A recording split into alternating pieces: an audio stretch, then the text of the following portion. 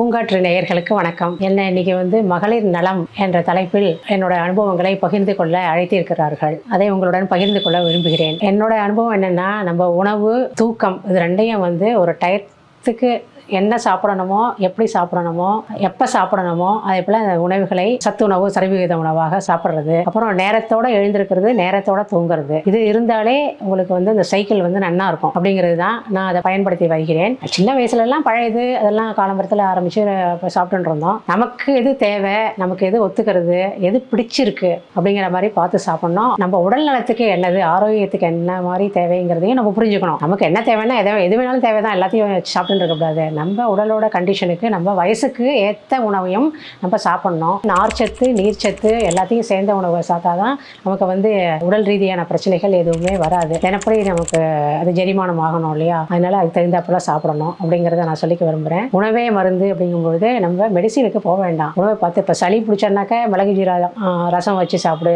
நீ கற்பூரவள்ளி இலை சாப்பிடுங்க, இந்த கஷாயம் போட்டு சாப்பிடுங்க அப்படின்னு சொல்லுவாங்க இல்லையா? சின்ன சின்னதாக இது மாதிரி கைவைத்தியத்தை நம்ம யூஸ் பண்ணிக்கலாம். அதுவும் ஒரு உணவு வகையில் சேர்ந்தது தான். எவ்வளோ வெந்தயம், தனியா, இதே மாதிரி வெஜிடேரியன்ஸ் நம்ம அதே மாதிரி மசாலாக்கள்லாம் யூஸ் பண்ணுறது உண்டு. நான்வெஜ் பற்றி எனக்கு தெரியாது. சளியெல்லாம் வராமல் இருக்காது. ஏதோ ஒன்று வந்துருக்கோம் மாற்றி மாற்றி இருந்தால் கூட அதை நம்ம கைவைத்தியமாக செலவு பண்ணிக்கலாம். சாப்பாடும் நிறைய சாப்பிட வேண்டாம். உணவே மருந்துன்னு சொல்லும்போது ஒன்று நமக்கு நோய் நொடி இல்லாமல் இருக்கிறதுக்காக உணவை பார்த்து சாப்பிடணும். இன்னொன்று மருந்து மாதிரியும் சாப்பிடணும். அதாவது கொஞ்சம் கொஞ்சம் சாப்பிடணும். மருந்து சொல்லி ஒன்று டேப்லெட் மாதிரி அப்படின்னு அர்த்தம் இல்லை. ஏன்னா ஒரே வரைக்கும் சாப்பிட்டா ஜெரிமானம் ஆகாது, மூச்சு முட்டும். அப்பப்போ ஒரு 2 ஹவர்ஸுக்கு ஒரு தடவை ஏதாவது கொஞ்சம் கொஞ்சம் கொஞ்சம் கொஞ்சம் அதே மாதிரி பார்த்து சாப்பிடணும். அதுவும் காலை உணவை தவிர்க்க வேண்டாம். ஒரு அரௌண்ட் 8:30 9க்குள்ள அட்லீஸ்ட் ஒரு இட்லி, ஒரு தோசையாவது ஏதாவது ஒன்று சாலிட் கொஞ்சம் சாப்பிட்றது நல்லது. கேஸ் ஃபார்ம் ஆகாத இருக்கும் அப்படிங்கிறதுக்காக. ஈவினிங் 7:30யோட முடிச்சுடுறது தான் ஜெரிமானத்துக்கு நல்ல வழி. இடைப்பட்ட இதில் நிறைய வாட்டரும் குடிக்கணுங்கிறாங்க டாக்டர்ஸ். எங்கே போனாலும் உடம்பு வறட்சி ஆறுது, 60 வயசுக்கு மேலே இருக்கிறவங்களுக்கு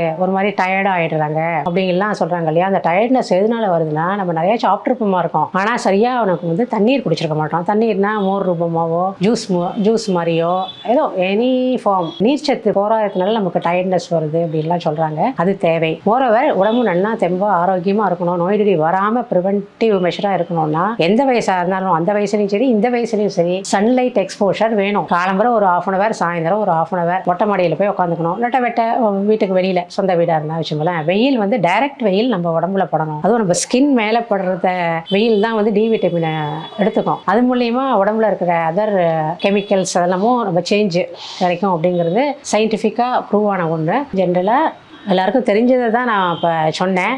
நானும் ஃபாலோ பண்ணிட்டு இருக்கேன் அதை. ஆல்ரெடி இப்போ 60 வயசுக்கு மேலே நமக்குள்ள ஃபீலிங்ஸ்லாம் எப்படி வருது அப்படின்னா, நமக்கு ஏதாவது வந்துடக்கூடாது, வயசாயிடுச்சு அப்படின்னு ஒன்று. ஏதாவது லேசாக கால் வலிச்ச மாதிரி இருந்தால், ஐயோ கால் வலி வந்துடுத்தோ, அதுக்கு என்ன பண்ணணும்னு தெரியலையே அப்படின்னு ஒரு சின்ன சின்ன விஷயங்களுக்கெல்லாம் ஒரு நாளைக்கு காலம்பரம் எழுந்திருப்போமா இருக்கும். நம்ம இப்படி வச்சுட்டு தலையை சாய்ச்சுட்டு கையை அடியில் வச்சுட்டு தலையை சாய்ச்சுன்னு படுத்துட்டு இருப்போமா இருக்கும். அதனால இந்த கையில் ரத்த ஓட்டம் சரியா இல்லாத வலிக்குமா இருக்கும். உடனே நினைப்போம், கை இப்படின்னா ஐயோ கை இப்படி ஆயிடுச்சு, நமக்கு என்னமோ வந்துருச்சு போல் இருக்கு. இப்போ ஒரு மாதிரி ஃபீலிங் வரும். அந்த வயசானதுனால வர பயம். யாருக்காவது ஒருத்தருக்கு உடம்பு தொடுத்து அக்கம் பக்கத்துலையோ நம்ம வீட்லையோ யாருக்காவது வந்துடுத்துனாக்கா, ஐயோ அப்படி வந்துடுத்தே அவங்களுக்கு, நமக்கு வந்துட்டா என்ன பண்ணுறது, அதே மாதிரிலாம் ஒரு பயம் வரும். அதெல்லாம் இயற்கை. நம்ம மாடிப்படி இறங்கும் பொழுது நம்ம எங்கேயாவது தடிக்க விழுந்துருவோமோ அப்படின்னு ஒரு பயம். சத்தேரு நான் மெதுவாக வரேன், சரி மெதுவாக வரலாம், நம்ம மனசு செட் பண்ணிக்கணும், நம்ம மெதுவாக போனோம், பயந்துட்டே இறங்கக்கூடாது, இப்போதான் தடுமாறும். அதனால பயப்படவே வேண்டாம், கான்ஃபிடென்ட்டாக இருங்கோ. நம்மள மிஞ்சி ஒன்றும் வந்துடாது, ஏன்னா நம்ம நன்னா தான் இருக்கோம். மனசுக்கு நம்ம சொல்றத மனசு கேட்கும், கேட்டு நமக்கு திருப்பி சொல்லும். அதுதான் சைக்காலஜி. யாருக்காவது வேணா என்ன ஹெல்ப் வேணுமா அப்படின்னு கேளுங்க. கமலத்தில் எந்த எனி சார்ட் ஆஃப் ஹெல்ப் வேணுமா கேளுங்க, உங்களுக்கு பண்ணுங்க,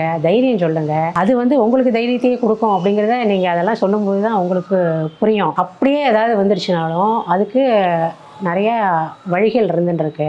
அதெல்லாம் டாக்டர்ஸ்கிட்ட போய் காமிச்சோன்னாக்கா அவங்க எதாவது மருந்து மாத்திரை கொடுப்பாங்க. மருந்து மாத்திரை இல்லாத வைத்தியம் பண்ணிக்கிறதுக்குள்ள வழிகளும் இருக்குது, மருந்து மாத்திரையோட வைத்தியம் பண்ணிக்கிற வழிகளும் இருக்குது. நீங்கள் எதை சூஸ் பண்ணுறீங்கிறது உங்களோட இஷ்டம். அதுக்கு அலோபதி டாக்டர்கிட்ட போனால் பக்கத்தில் காசை கொடுத்தா டாக்டர் பார்க்க போகிறாரு, ஒரு டெஸ்ட் எழுதி கொடுப்பாரு, எடுத்துகிட்டு ஒரு மாத்திரை இன்ஜெக்ஷன், அப்புறம் அடுத்த வாரம் வாங்க 15 நாள் கழிச்சு வாங்க அப்படின்னு சொல்கிறதுலாம் அது ஒரு பார்ட்டு. நான் நிறைய பேரோட பழகிறதுனால அது சொல்கிறேன். அப்புறம் middle class, lower middle class அதெல்லாம் விதவிதமாக இருக்காங்க. அதனால் செலவு பண்ண முடியாத இருக்கும். ஸோ கவர்மெண்ட் அப்போ என்ன பண்ணோம், ப்ரைவேட் ஹாஸ்பிட்டலுக்கு போக முடியாதவங்க இதுமாரி கவர்மெண்ட் ஹாஸ்பிட்டலில் எல்லாம் இருந்துகிட்ருக்கு. கவர்மெண்ட் ஹாஸ்பிட்டல்லையும் அலோபதி அது தனியாக இருந்துட்டுருக்கு. இதில் ஆயுஷ்னு சொல்லிட்டு ஆயுர்வேதா, யோகா அண்ட் நேச்சுரோதெரப்பி, யுனானி, சித்தா, ஹோமியோபதி அதெல்லாம் சேர்ந்தது தான் ஆயுஷ்னு சொல்கிறது. இன்ஜெக்ஷன்லாம் அதில் கிடையாது. இப்போ அலோபதிங்கிறவங்க வந்து ரிசல்ட்டட் ட்ரீட் பண்ணுவாங்க. எங்கேயாவது வழியெல்லாம் வழி இல்லாத இருக்கிறதுக்கு வழி இல்லாத மாத்திரை கொடுக்கறது அதேமாதிரி எதோ பண்ணுவாங்க. பட் இவங்க எல்லாம் என்ன பண்ணுவாங்க, மற்றவங்க ஆயுஷில் அவங்க நினைக்க ரூட் காஸை ட்ரீட் பண்ணுவாங்க. அதுக்கு காரணம் என்ன, எதனால இது வந்தது, அதோட காசை ட்ரீட் பண்ணுவாங்க. அதுதான் ரெண்டுக்கும் வித்தியாசம். இந்த வே அதெல்லாம் உங்களுக்கு வந்து கவர்மெண்ட் ஹாஸ்பிட்டல் அங்கங்கே இருக்கும். ஏதோ ஒன்று இல்லாட்டாலும் ஒன்று இருக்கும். ஆயுர்வேதா இருக்கும், லட்டாசிதா இருக்கும், ஏதோ ஒவ்வொரு ஏரியாவில் இருக்கும். இப்போ மெட்ரோபாலிட்டன் சிட்டியில் எல்லாமே அவைலபிள். அடுத்தது முனிசிபாலிட்டி, பஞ்சாயத்து, சோமனி இது இருக்கும்போது அங்கங்கே என்ன அவைலபிளாக இருக்கோ அதுக்கு தகுந்த போல் நீங்கள் அதை சூஸ் பண்ணிக்கலாம். அதில் என்னோட அனுபவம் என்னென்னாக்கா யோகா அண்டு நேச்சுரோதெரப்பி. நான் கொஞ்சம் அதில் லெக்சர்லாம் கேட்டு அதில் ஒரு ஈர்ப்பு எனக்கு ஏற்பட்டு என்னோட எயில்மெண்ட் வந்து இப்போ எனக்கு ஒன்றும் எயில்மெண்ட் ரொம்ப பெருசாலாம் வந்தது கிடையாது. நான் ஆரோக்கியமான வாழ்க்கை தான் வாழ்ந்துட்டு இருந்தேன். நான் கிராமத்து லைஃபு ஒரு இயற்கையோடு சேர்ந்த ஒரு இயல்பான லைஃப் வாழ்ந்துட்டதுனால பெரிய நோய் நொடிகள்லாம் ரொம்ப வந்தது கிடையாது. ஆனால் என்னன்னு தெரியல, அதையும் தாண்டி ஸ்ட்ரெஸ்ஸு ஸ்ட்ரெயின் எல்லாமே சொன்னாங்களே, எனக்கு அதுவும் புரியல. அதுவும் கூடிய வரைக்கும் கேர்ஃப்ரீயாக இருக்க பார்ப்பேன். ஏதோ அதையும் தாண்டி ஒரு 2001 ஆண்டு மாஸ்டர் செக்கப். இப்போ எல்லாருக்குமே இல்லைனா 2 வருஷம் 3 வருஷத்துக்கு கூட மாஸ்டர் செக்அப் பண்ணிக்கலாம். பண்ணிட்டானாக்கா நமக்குள்ளேயே என்ன இருக்குது இல்லைங்கிறது ஓரளவு தெரியும். அப்படிங்கிறதுக்காக நான் சொல்கிறேன் என்னோட எக்ஸ்பீரியன்ஸ்லேருந்து. ஏன்னா நான் வந்து அதுக்கு முன்னாடி 4-5 தடவை மாஸ்டர் செக்அப்லாம் பண்ணிட்டுருக்கேன். ஒன்றுமே இல்லை. ஆஃப்டர் ரிட்டையர்மெண்ட் ஒரு 2 வருஷம் கழிச்சு பண்ணும்போது லைட்டாக சுகர் மட்டும் பார்டரில் இருக்குதுன்னு வந்தது. அதுக்கப்புறம் 2-3 வருஷம் கழிச்சு தான் நான் போனேன்.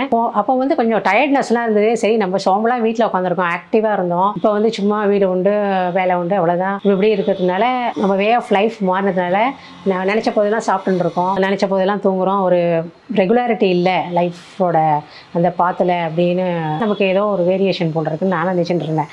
அது சீரியஸாக நடத்துக்கல. சரி நம்ம இன்னும் கொஞ்சம் ஆக்டிவ் ஆகிக்கணும்னு உள்ளூர போய் தோணுது. பட் மாஸ்டர் செக்அப் பண்ணிட்டு அப்புறம் தான் எனக்கு தெரியறது வெயிட்டு ஸ்டேட்டஸ்கோ மெயின்டைன்டு. ஏதோ 1-2 kg தான் குறைஞ்சிருந்ததே தவிர மற்றபடி கரெக்டு. ஆனால் எனக்கு வந்து high sugar, high BP, high cholesterol, அப்புறம் விட்டமின் டி டெஃபிஷியன்சி அது நிறைய பேருக்கு இருக்காங்க. எனக்கும் அது இருந்தது.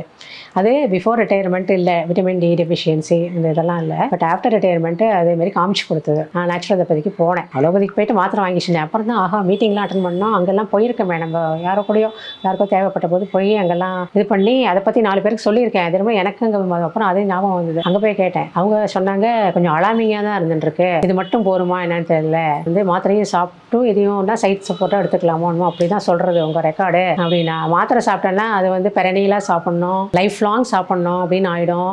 அப்பப்போ டெஸ்ட் எடுக்கணும். அதெல்லாம் எனக்கு இஷ்டம் இல்லை. நான் மாத்திரை சாப்பிட்ற டைப்பே கிடையாது, இது வரைக்கும் சாப்பிட்டது இல்லைங்க. நீங்கள் இதை தான் நம்பி வந்தீங்கன்னு சொன்னால் ஒரு வாரம் 10 நாள் பார்க்கலாம், அதுக்கு மேலே வெயிட் பண்ண வேண்டாம். பட் ஆனால் ஸ்ட்ரிக்டாக நீங்கள் வந்து ஃபாலோ பண்ணணும் நாங்கள் சொல்கிறத. அப்படி இருந்து பார்ப்போம். அது இல்லாட்டனா நீங்கள் வந்து மாத்திரை எடுத்துக்க முடியாதான் இருக்கும் அந்த சூழ்நிலை. சைடில் தான் இப்போ யோகா நேச்சுரோபதி ஒர்க் ஆகும். நீங்கள் என்ன சொல்கிறீங்களோ சொல்லுங்கள், நான் ஃபாலோ பண்ணுறேன் அப்படின்னு நான் கான்ஃபிடென்ட்டாக இருந்தேன். இதுக்கு சொல்ல கான்ஃபிடென்ஸ் இஸ் மோர் இம்பார்ட்டன்ட்ங்கிறதுக்கு என்னோட அனுபவத்துலேருந்து நான் சொல்கிறதுக்கு சொல்கிறேன். ஸோ அவங்க வந்து என்னெல்லாம் சொன்னாங்களோ அழகாக டைம் டேபிள் போட்டு கொடுத்தாங்க. காலம்பரையிலேருந்து 6 மணிலேருந்து ஆரம்பித்து நைட்டு 7:30 மணி வரைக்கும் என்னென்ன சாப்பிட்ணும், எப்பப்போ சாப்பிட்ணும், எப்படி சாப்பிட்ணும், எதெல்லாம் சாப்பிடக்கூடாது அப்படிங்கிறதெல்லாம் அவங்க வந்து சொன்னாங்க. சொல்லி அதை ஸ்ட்ரிக்டாக நான் ஃபாலோ பண்ணினேன். ப்ளஸ் ஒரு 35 days நான் எவ்ரிடே வந்து அவுட் பேஷண்ட்டாக அங்கே போனேன். ஒரு சில சார்ட் ஆஃப் எக்ஸசைசஸ் நமக்கு என்ன தேவையோ அதே மாதிரி எக்ஸசைஸ்லாம் சொல்லி தருவாங்க. லாட்ஸ் ஆஃப் தெரப்பீஸ்லாம் உண்டு. உணவு பழக்கத்தில் இதேமாரி மாற்றம் நான் சொன்னேன் இல்லையா, அதேமாரி அந்த 3 தான் அவங்க ஃபாலோ பண்ணுறது. இந்த தெரப்பீஸ்ன்னு சொல்லும்போது அங்கே போனால் தான் அது நமக்கு கிடைக்கும். எக்ஸசைஸ் சொல்லிட்டு கொடுத்துருவாங்கன்னா ஒரே நாளில் சொல்லிக் கொடுக்க முடியாது. நீங்கள் நிறையா ஒரு 10 சிட்டிங் 5 சிட்டிங் போனீங்கன்னா கொஞ்சம் கொஞ்சமாக டெவலப் பண்ணி சொல்லிக் கொடுப்பாங்க. வீட்டில் வந்து மார்னிங் அண்ட் ஈவினிங் அதை கொஞ்சம் நிறையா தடவை பண்ணிக்கலாம். ஒரு ½ hour 1 hour அதுமாதிரி பண்ணிக்கலாம். அந்த உணவு பழக்கமும் அதுமாதிரி பண்ணலாம். ஆனால் தெரப்பீஸுங்கும் போது களிமண் தெரப்பி, தண்ணியில் உட்காந்த குளியல், அமிர்த குளியல், அக்கு ப்ரெஷர், அக்கு பஞ்சர், அப்புறம் காந்த தெரப்பிலேயே ஒரு 2 தினசு, சீடு தெரப்பி, லைட் தெரப்பி, நீராவி குளியல், வாழை இலை குளியல், ஃபுல் பாடி களிமண் தெரப்பி, அதுமாதிரி சோ மெனி தெரப்பிஸ் அங்கே அவைலபிள். ஒரே இடத்துல எல்லாமே அவைலபிள் யோகா நேச்சுரோபதி டிபார்ட்மெண்ட்டில். அது உங்களுக்கு என்ன தேவையோ அது அந்தந்த தெரப்பிஸை அவங்க hot water and cold water therapy, back சைடில் வந்து ஐஸ் கட்டி வைப்பாங்க, மேலே படுத்திருந்தபடி ஹாட் வாட்டர் பேக் வைப்பாங்க. அது ஒரு 1/2 மணி நேரம் என்ன தேவையோ அதை கொடுப்பாங்க. ஆக்சுவலி 10 monthsக்குள்ள நான் வந்து முதல்ல எனக்கு 9.5 HbA1c இருந்தது. 10 monthsக்குள்ள நான் 6.8க்கே வந்தது எனக்கு. அப்போ இம்மிடியேட்டாக நாங்கள் 35 days பண்ணோம். அதுவும் கொரோனா ஃபஸ்ட்டு ஃபேஸ் முடிஞ்சு செகண்ட் ஃபேஸ் ஆரம்பிக்கிறது அந்த பீரியட். அது நான் போயிட்டு இருந்த போது. அப்புறம் தான் டாக்டர் சொன்னாங்க, நீங்கள் வர தேவையில்லை, எவ்ரி வீக் டெஸ்ட் எடுத்தேன். அதை 3 months ஆவரேஜ்னு சொல்லுவாங்க. பட் எவ்ரி வீக் நான் போய் இந்த டெஸ்ட்டெல்லாம் எடுத்துட்டேன். இந்த cholesterol test, blood test, urine test and HbA1cலாம் 3 months average once in a வீக்கே எனக்கு வந்து டிஃப்ரென்ஸ் அது வந்து அதில். But doctors very astonished, very surprised.